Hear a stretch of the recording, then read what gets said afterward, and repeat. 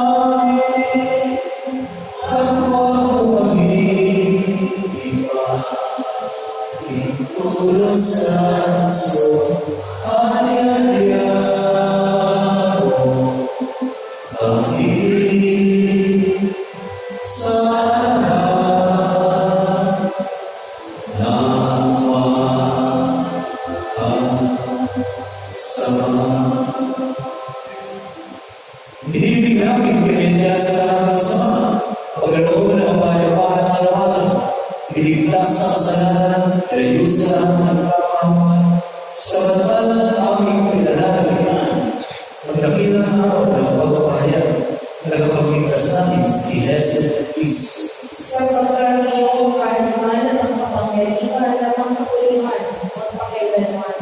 Amen. Panginoong Jesus Cristo, humihinga ako sa iyo mga gusto. Kapayapaan ang iniiwan ko sa inyo, ang aming kapayapaan ang binibigay ko sa inyo.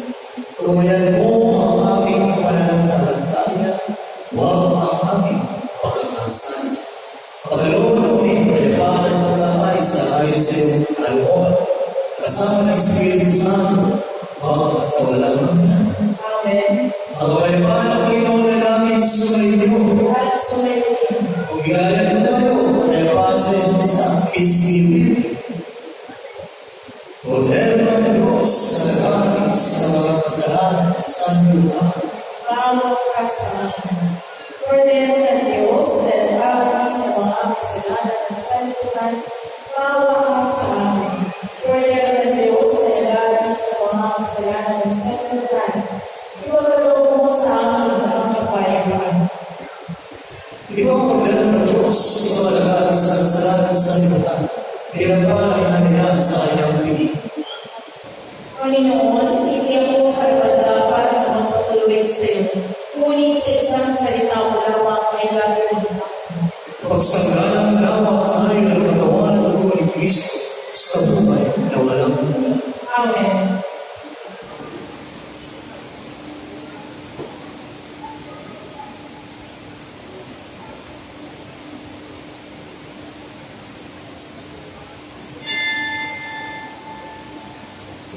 Ang katawan ni Kristo. Amen. Paalaala, tanggapin po natin ang banal na komunyon sa pamamagitan ng kamay at mangyaring po lamang na isuko agad ang banal na hostia sa harap ng Padre Ordained Minister. Maraming salamat po.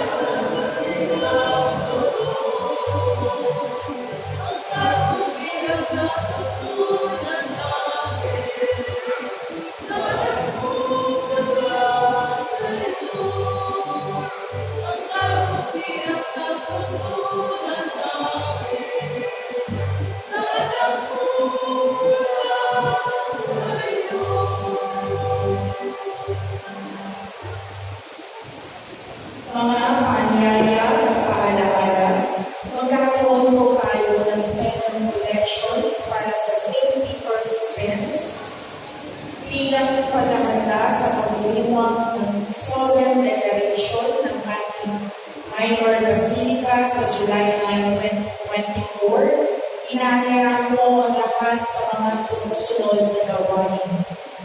July 6, Sabado, 7 p.m. to 1 p.m. Malawakang medical and dental mission na gaganapin sa patio ng ating simbahan. 6:30 p.m. unang gabi ng Triduum Mass na pangungunahan ni Reverend Father Roberto C. Mariano, Rector ng Minor Basilica and Cathedral of the Immaculate Conception, Malolos, Bulacan. July 7, Linggo, 5:30 a.m. to 11:30 a.m. and 4 p.m. to 5:30 p.m. regular Sunday Masses. 8 a.m. sama-samang panalangin ng iba't ibang Christian communities sa bayan ng Taytay. 7 p.m. ikalawang gabi ng Triduum Mass na pangungunahan ni Reverend Father Edward P. Rubio, OAR, Rector ng Basilica Minor de San Sebastian, Manila. July 8, Lunes, 8 a.m.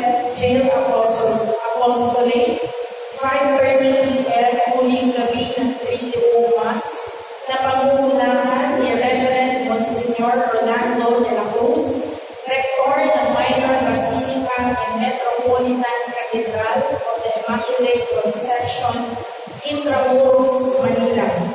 Pagkatapos ng misa ay magkakaroon ng prosesyon kasama ng pilgrim image ni St. John the Baptist, mga imahe ng mga patron ng ating mga chapels, sa iba't ibang matandang imahe sa Taytay na nasa pangangalaga ng iba't ibang grupo at organization.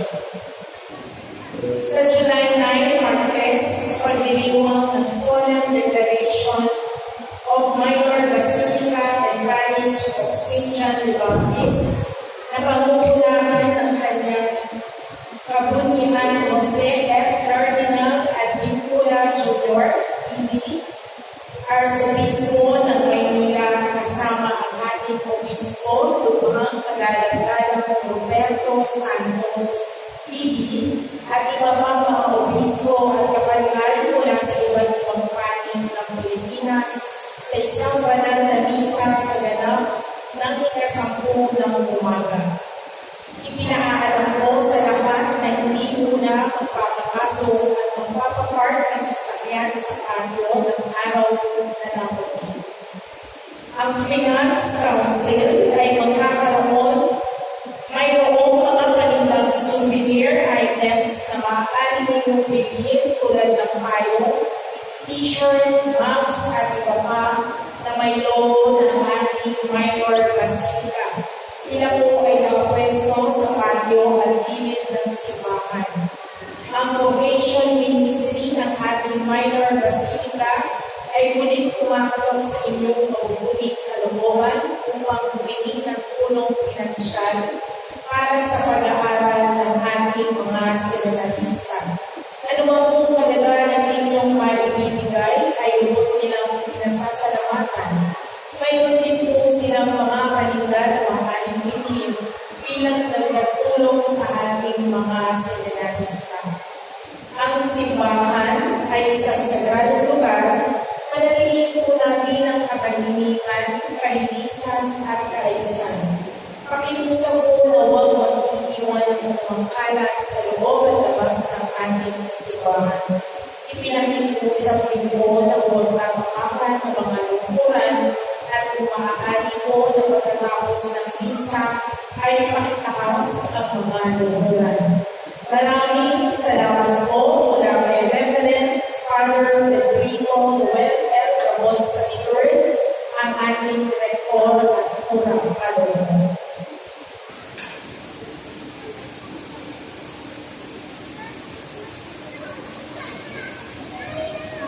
Magsigayo po naman.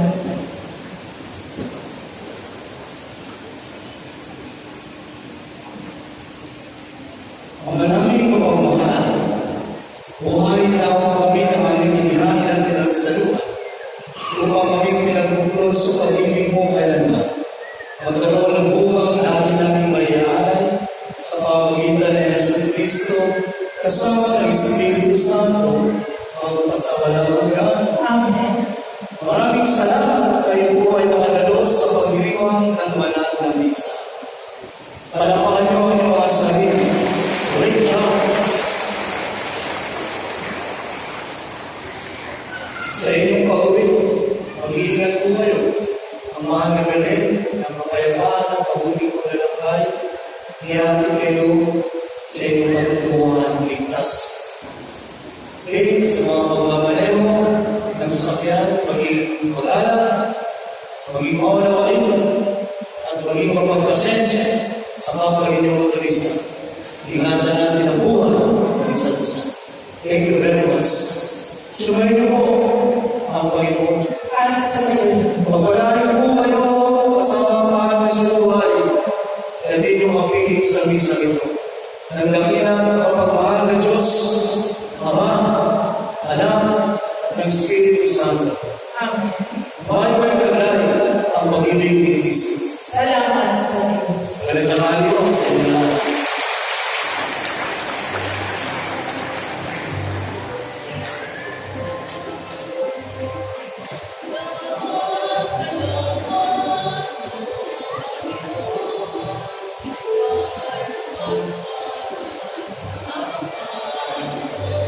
Uwian.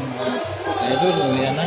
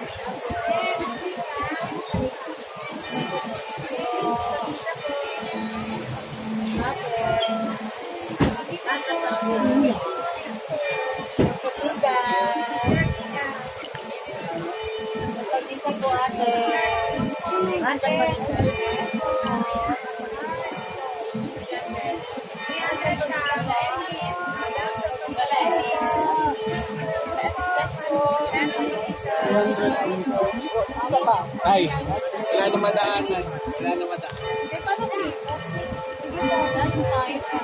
Magdito dito sa ay nga.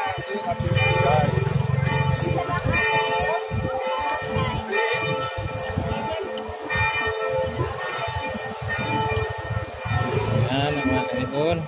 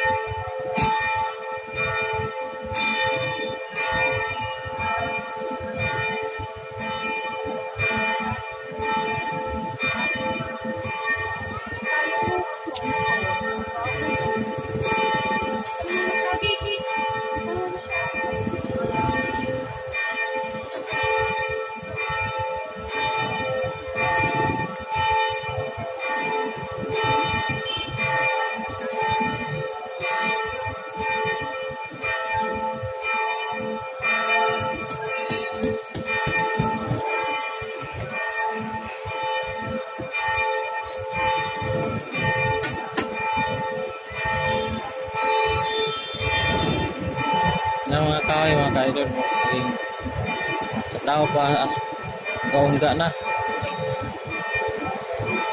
Yung kahoy na tumba.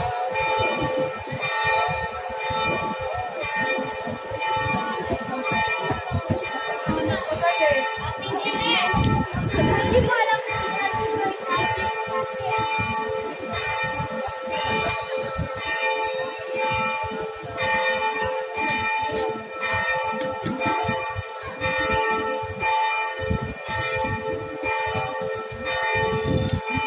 Unahin muna natin sila kay parang init.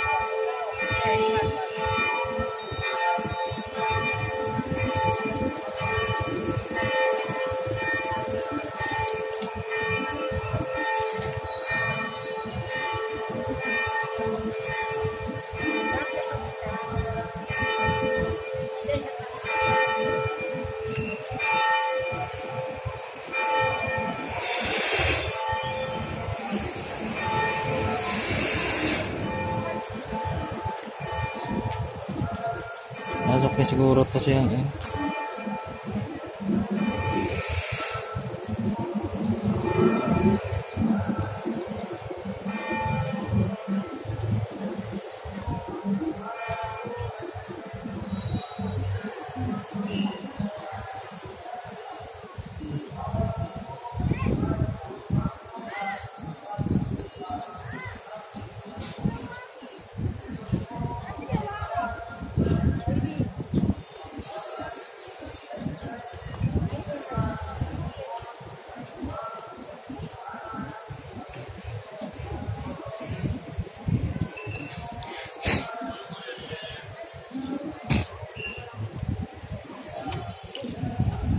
Ay, nako.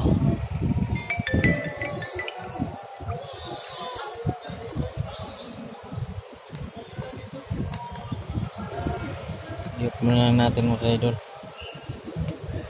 Good night mga kaidol. May live pa, papauwi. Night, bye bye.